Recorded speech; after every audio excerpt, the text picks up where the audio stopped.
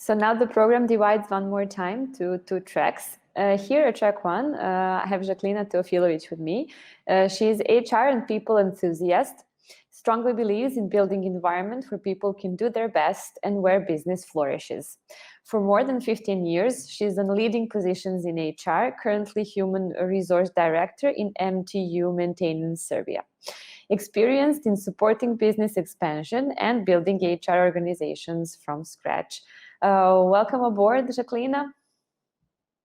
So much. Thank you for the introduction. I'm very pleased to be here. And I must say that I enjoyed tremendously in previous days of HR Week, listening all these inspirational people and enjoying an excellent organization. It was really amazing. And I'm a little bit sad because it will be over today. But okay, looking forward for next time. Thank you a lot for your kind words. Do you have a presentation? Yes, so I will share my screen. Okay, please do. Good luck with the presentation. Excellent, thank you so much. So hello again. I would like to share with you today. I'm very happy and pleased actually to be here to share my story. And this is a story about from zero to strategy, about the HR way actually. And I will talk about how to get the right human capital, how to motivate them, how to reward, how to empower, and how eventually how to contribute to better world of work and work life. So first of all, I must say that there is no single HR strategy that will work for all companies. So it is really necessary for us to define our own unique strategy. And we can do that only in one way. There is only one way, actually. We need to understand the specific context of our own organization. We need to understand our operational objectives, financial objectives, stakeholder demands, and of course, the external environment in which we operate.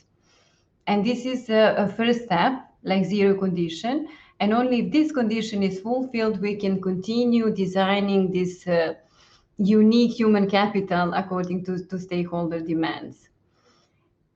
And what is HR strategy? So HR strategy is nothing more than the way in which we attract, select, manage, and motivate our people.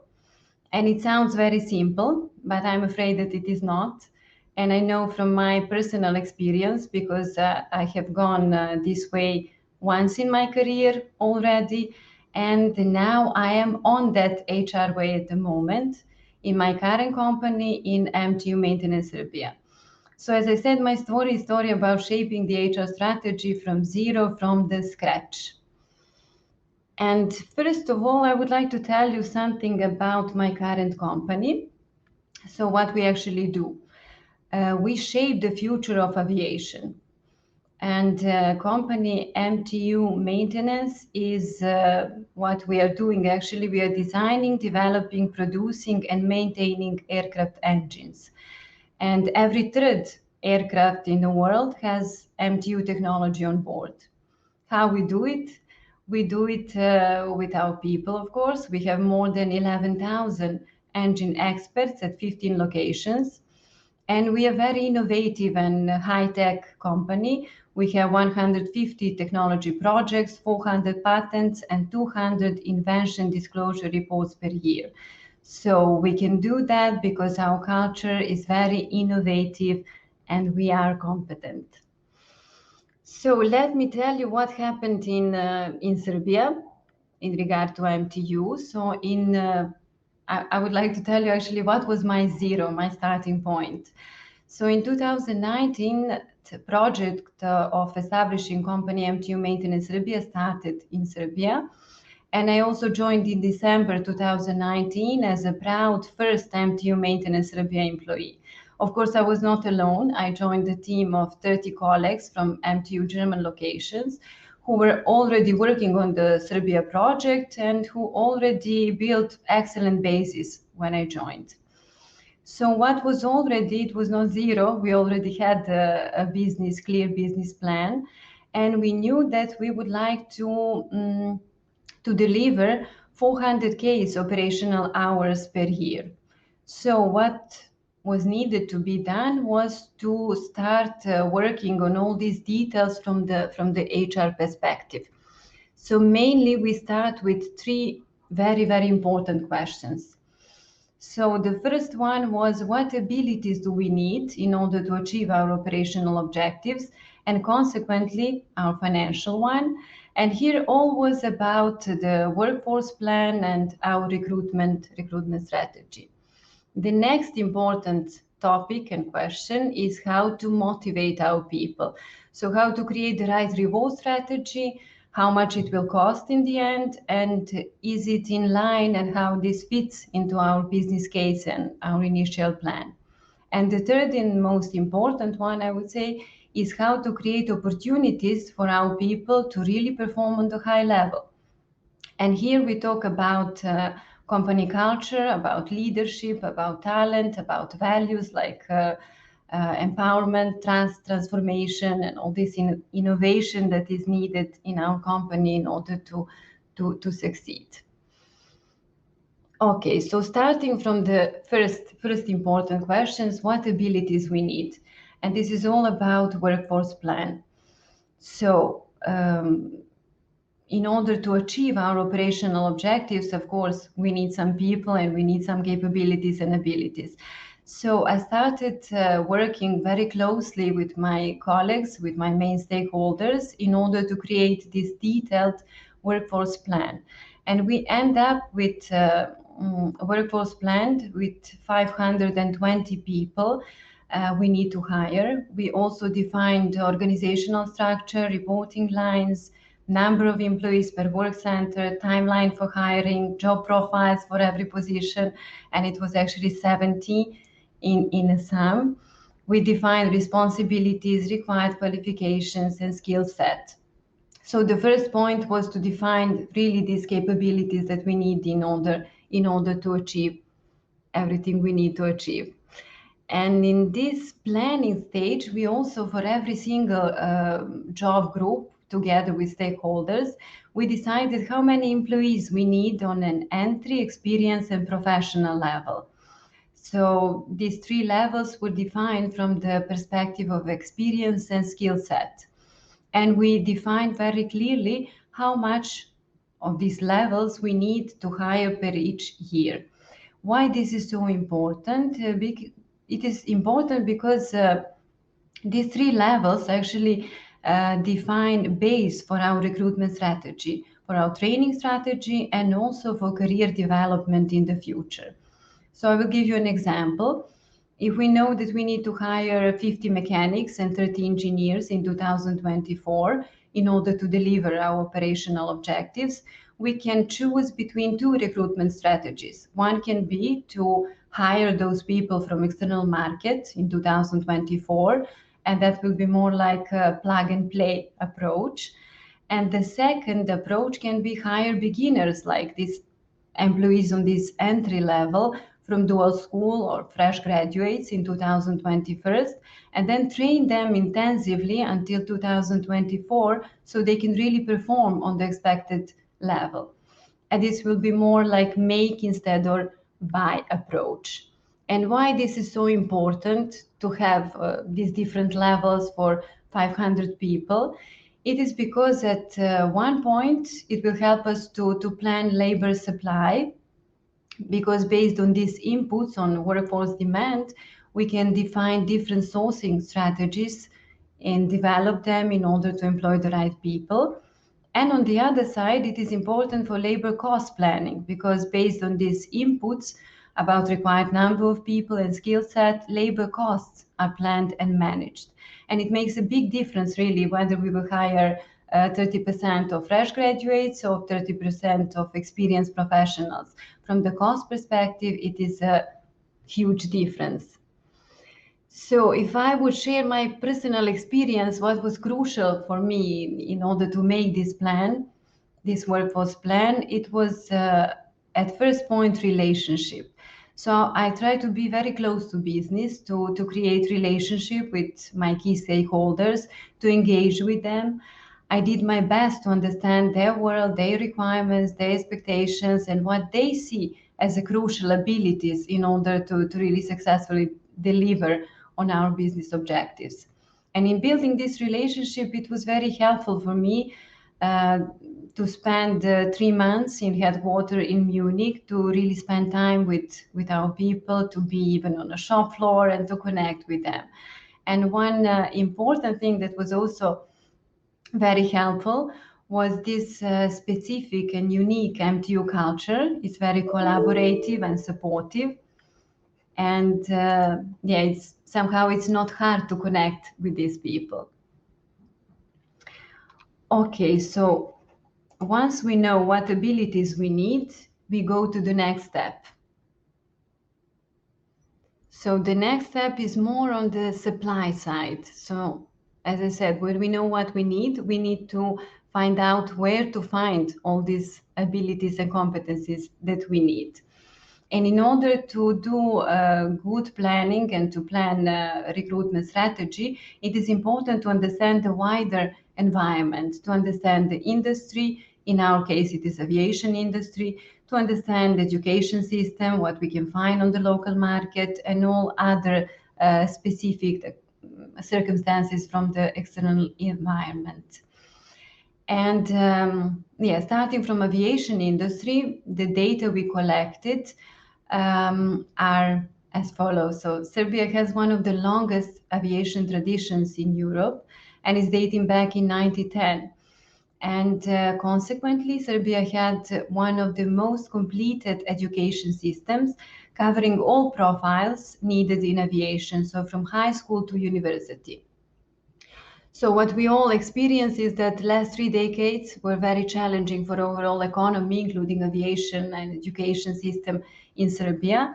And therefore we realized that our practical training facilities in education system in our schools are not so modern, and that it's not easy to source these young people because they are not trained in a right way.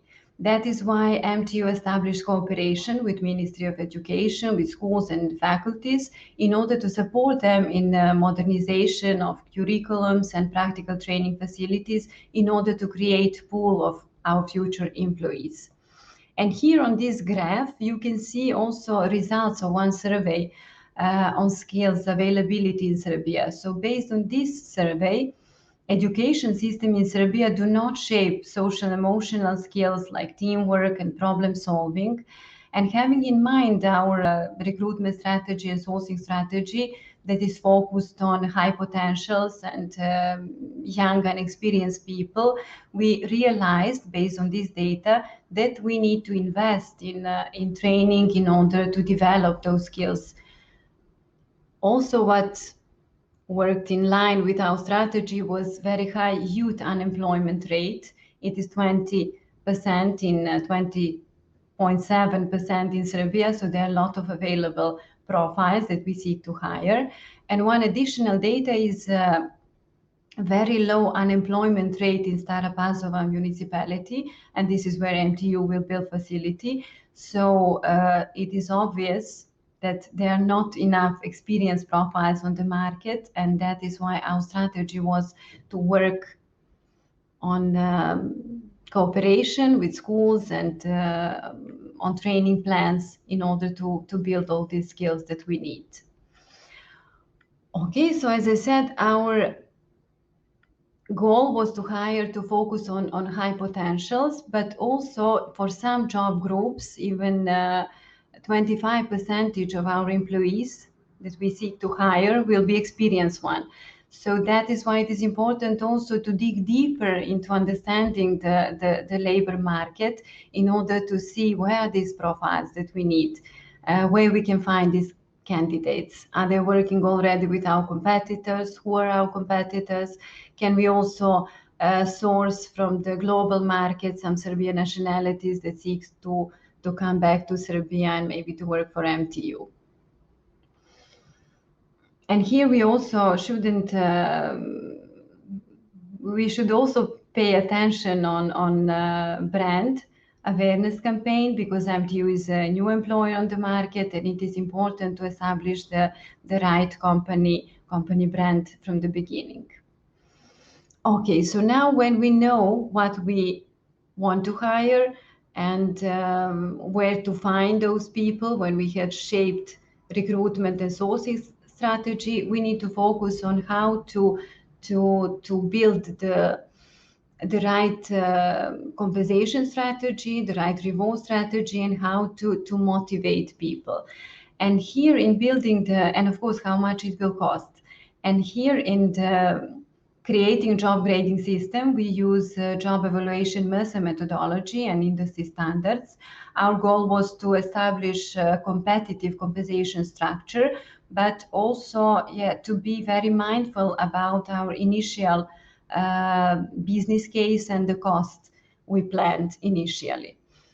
So in building the right compensation strategy, I think that buy-in from top management and participation of key stakeholders were crucial points in order to shape it in the right way. So now when we know what we need, where to find it, and how much it will cost, and how to motivate people in the right way, I would say that last but not the least important topic is how to create opportunities for people to really perform on the right level, how to empower, how to create trust, and how to create this unique, innovative culture that we need. And here the question is how these corporate values that we have in MTU company, how this fits with Serbian national culture. And in order to analyze this and to make the right decision about how to implement the corporate leadership values, we started exploring Serbian national culture, because our national culture always affects behavior of employees. It affects how people expect to be led, to be managed, to be treated. And also we explored what are the differences between Serbian and German national culture. So as we can see, Serbia scores high on power distance, and this means that people accept a hierarchical order in which everybody has a place and which needs no further justification. And dominant values in Serbian culture are caring for others and quality of life, and not achievement and performance like in this individualistic culture like German culture. So the dominant leadership style in Serbian culture is authoritarian, people-oriented leadership style, and not task-oriented. So we realize that there is a certain gap between Serbian national culture and MTU corporate leadership values, and we realize that we need to work in order to close it. So I will give you an example. So empowerment is one of the leadership values of MTU company, and people are expected to take responsibility for their work and to solve work-related problems.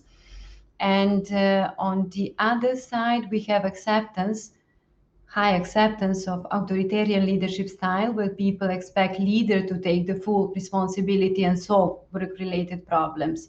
So realizing this, we decided to start very early with implementation of MTU leadership values. That is the action we took on. So to conclude, in shaping the right HR strategy, what we did this extensive exercise, and we answered important questions related to establishing MTU maintenance company in Serbia. These questions were: what abilities do we need, where to find them, and how to engage them, and how much it will cost, of course. So to summarize, I think that in shaping the HR strategy, it is important, of course, to engage with key stakeholders, but it is also important to follow some basic principles from our HR profession. And that is that work is important, but people are also important. And therefore, we should be professional and always act in an ethical way. And if I would summarize what helped me in my experience to overcome these challenges and what skills were very, how to say, useful in this way, I would say that I always look into behavioral science and academic research. I read a lot of independent surveys, reviews, and benchmarks, and it helped me a lot to better understand my own organization. I also always strive to collect and use organizational data because it helped me to get to know our workforce better and how people contribute to business performance. And as a last thing, there is nothing more important, I would say, or more human than gathering information from our own experiences and conversations.